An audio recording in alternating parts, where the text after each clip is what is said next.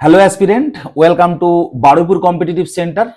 তো এই সময় রাজ্যে বিধানসভা ভোট চলছে, তো আমি সেই জন্যই আজকে পশ্চিমবঙ্গের যে বিধানসভা ভোটের ইতিহাস, অর্থাৎ প্রথমবার যে ভোট হয়েছিল সেখান থেকে শুরু করে এইবারের যে ভোট হচ্ছে, প্রত্যেকবার কোন কোন দল ক্ষমতায় এসছে এবং কোন কোন মুখ্যমন্ত্রী ক্ষমতায় এসছে, সেই সব নিয়ে আমি আজকের ক্রোনোলজিক্যাল অর্ডারে কি করব, আলোচনা করব। তো চলো শুরু করা যাক। তো তোমরা সবাই জানো যে আমাদের দেশ মোটামুটি স্বাধীন হয়েছিল কত সালে? 15ই আগস্ট 1947 সাল, ঠিক আছে। কিন্তু আমাদের দেশের প্রথম নির্বাচন হয় কত সালে? 1952 সালে, যেটাকে জেনারেল ইলেকশন বলা হয়, ঠিক আছে। প্রথম নির্বাচন কত সালে হচ্ছে? 1952 সালে।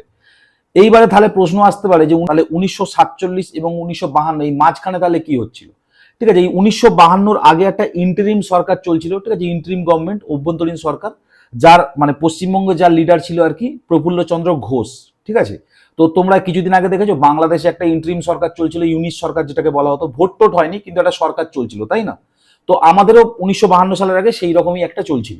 কিন্তু প্রথম যখন ইলেকশন হয় 1952 সালে, সেই সময় প্রথম বিধানসভা নির্বাচন হচ্ছে এবং অবভিয়াসলি সারা দেশেও কংগ্রেস জিতেছিল এবং পশ্চিমবঙ্গেও তার অন্যতা হয়নি, তাই না? তার কারণ ওই সময় তোমরা সবাই জানো দেশের সব থেকে বড় দল ছিল কংগ্রেস এবং তার মানে সাবঅর্ডিনেট দল হিসাবে বামফ্রন্টের কিছু দল বা অন্যান্য মানে কিছু দল ছিল, তাই না? সুতরাং কংগ্রেস প্রথমবার ক্ষমতায় আসবে, এটা খুব মানে নর্মাল কথা আর কি। এবং শুধু ক্ষমতায় আসা নয়, প্রায় 2 দশক ধরে, ঠিক আছে, 2 দশক ধরে কি ছিল? কংগ্রেস ক্ষমতায় ছিল। আর প্রথম মুখ্যমন্ত্রী কে হচ্ছে কংগ্রেসের? হচ্ছে বিধানচন্দ্র রায়, অর্থাৎ পশ্চিমবঙ্গের প্রথম মুখ্যমন্ত্রী ডক্টর বিধানচন্দ্র রায়, তাই না? ওনার জন্ম মানে কত সালে? ওনার জন্ম হচ্ছে 1882। তার থেকেও ইম্পর্টেন্ট, ওনার জন্ম হচ্ছে 1 জুলাই এবং ওনার মৃত্যু হচ্ছে 1 জুলাই। এই 1 জুলাই কি হচ্ছে ডক্টরস ডে হিসাবেও পালন করা হয়। এই আমাদের মুখ্যমন্ত্রী, তার জন্মদিন এবং মৃত্যুদিন সারা ভারতবর্ষের কিন্তু ডক্টরস ডে হিসাবে পালন করা হয়, ঠিক আছে। এটা একটা গর্বের ব্যাপার। যাই হোক, তারপরে কি? তারপরে কংগ্রেস তার পরের বারও যখন ভোট হচ্ছে আবার জিতছে এবং 62তেও যখন ভোট হচ্ছে আবারও কংগ্রেস জিতছে এবং এই বিধানচন্দ্র রায় 62 পর্যন্ত ছিল এবং তারপরে কি আসে? আমাদের মুখ্যমন্ত্রী হন প্রফুল্ল চন্দ্র সেন, ঠিক আছে। দ্বিতীয় মুখ্যমন্ত্রী কে হচ্ছে? প্রফুল্ল চন্দ্র সেন। এই তোমরা এখানে ছবি দেখতে পাচ্ছ, ঠিক আছে। নেক্সট কি? নেক্সট হচ্ছে এরপরে হচ্ছে কি? এরপরে এই যে এই ইলেকশনটা হয়ে গেল না, এই যে 62 ইলেকশন কংগ্রেস, এই পরপর 3টে ইলেকশন কংগ্রেস জিতে গেল, এরপরই হচ্ছে কংগ্রেসের কিন্তু কংগ্রেস বিরোধী কিন্তু হাওয়া এবারে কিন্তু আসতে শুরু করলো, ঠিক আছে। ওই সময় হচ্ছে বামেদের উত্থান হচ্ছে। 1967 সাল, কংগ্রেস ওই সময় সব থেকে বড় দল, মানে 1967 সালের ভোট হচ্ছে। ওই সময় কি হচ্ছে? ওই সময় কংগ্রেস মানে অ্যাজ এ ইন্ডিভিজুয়াল সব থেকে বড় দল হলো, কিন্তু সরকার গড়তে পারেনি। তার কারণ কি? ওই সময় বাংলা কংগ্রেস এবং সিপিআইএম, ঠিক আছে, যেটা জ্যোতি বসু লিডার আর কি, এই সিপিআইএম বাংলা কংগ্রেস, এরা দুজনে কি হলো? এরা দুজনে মিলে একটা মানে মানে দুজনে মিলে একটা মানে ইউনাইটেড ফ্রন্ট গঠন করলো, দুটো দল মিলে, এবং যার মুখ্যমন্ত্রী কে হচ্ছে?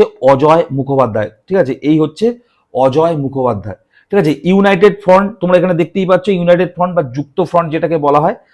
লিডার কে ছিল? অজয় মুখোপাধ্যায় এবং ডেপুটি লিডার কে ছিল? জ্যোতি বাসু, ঠিক আছে। আচ্ছা, এই যে অজয় মুখার্জি, এটা যারা ইতিহাসের সাথে যুক্ত মানে ইতিহাস অল্প বিস্তর পড়েছে তারাও জানে যে তাম্রলিপ্ত সরকার, ঠিক আছে, ইতিহাসে একটা খুব বিখ্যাত একটা মানে চ্যাপ্টার আছে যে তাম্রলিপ্ত সরকার, সেখানকার লিডারই ছিল অজয় মুখোপাধ্যায় বা হচ্ছে অজয় মুখার্জি, ঠিক আছে। তো তা কি হচ্ছে তারপরে? তারপরে এই যে যুক্ত ফ্রন্ট তো গঠনের সরকার তো গঠন করে দিল, অজয় মুখোপাধ্যায় মুখ্যমন্ত্রী তো হলো, কিন্তু তাদের মধ্যে কি হচ্ছে? তাদের মধ্যে অভ্যন্তরীণ অনেক কোন্দল দেখা দিচ্ছে, ঠিক আছে। তারপরে ওটা কি হচ্ছে? ওটা আর স্থায়ী হয়নি এবং তারপরে 1970 থেকে 71 সাল এই সময় বারবার আমাদের রাজ্যে কি হচ্ছে?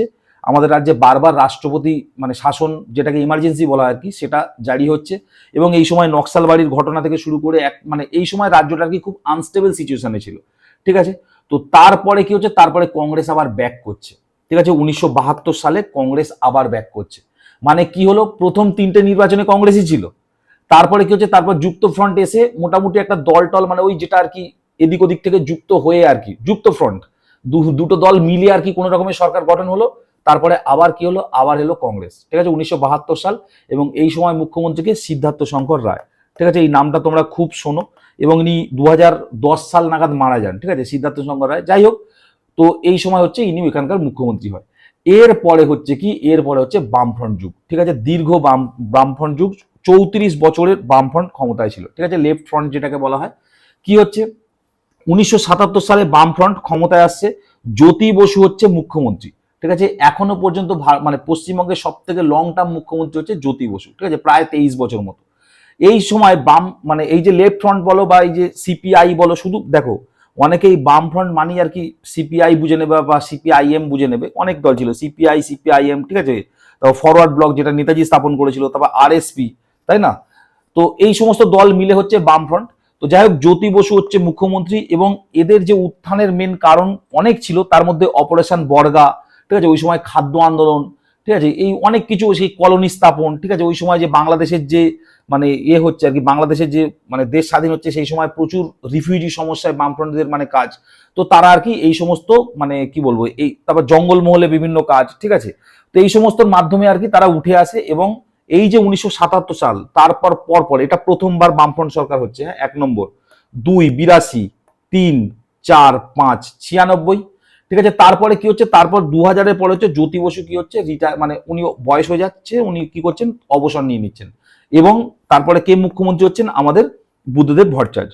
2001 সাল এবং 2006 সাল বুদ্ধদেব ভট্টাচার্য কি হচ্ছে, মানে বামফ্রন্ট ক্ষমতায় আবার আসছে এবং কি হচ্ছে, বুদ্ধদেব ভট্টাচার্য তার মুখ্যমন্ত্রী হচ্ছে। মানে কটা হলো, 1 2 3 4 5 6 7, ঠিক আছে।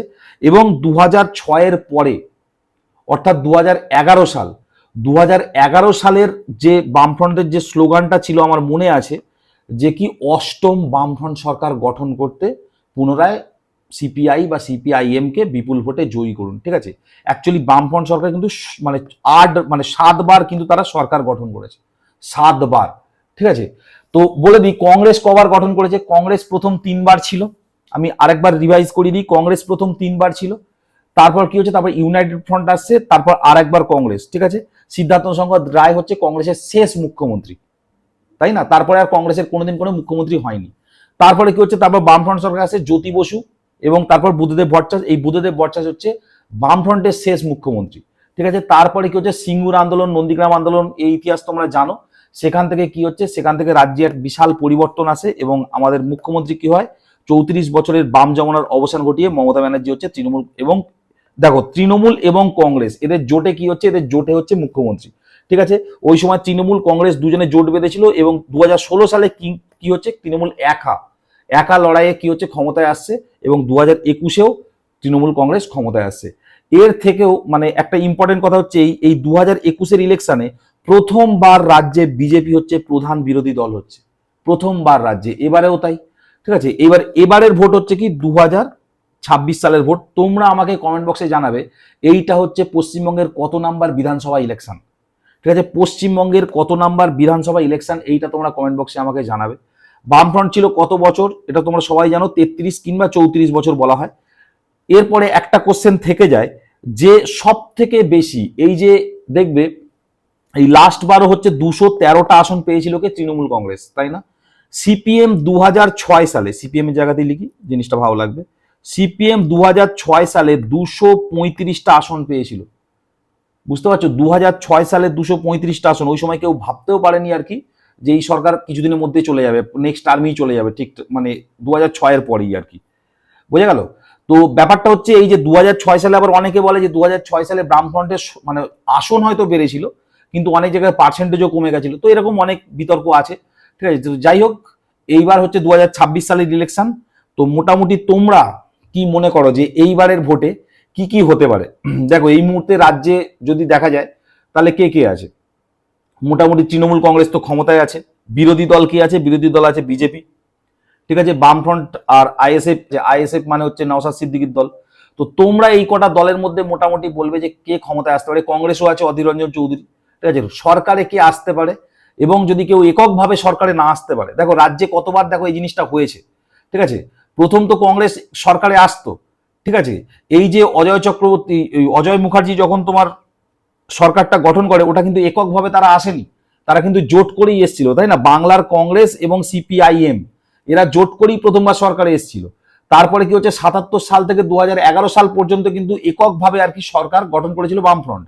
মমতা ব্যানার্জিও যখন ক্ষমতা আসে তখনও কিন্তু জোট করেই এসেছিল, কার সাথে? তৃণমূল এবং কংগ্রেস। ঠিক আছে, এবং এবারে কি হতে পারে সেইটা বলবে। কোন দল সিঙ্গেল ক্ষমতায় চলে আসতে পারে কিংবা হচ্ছে কোনো দল জোট করে কারা কারা আসতে পারে।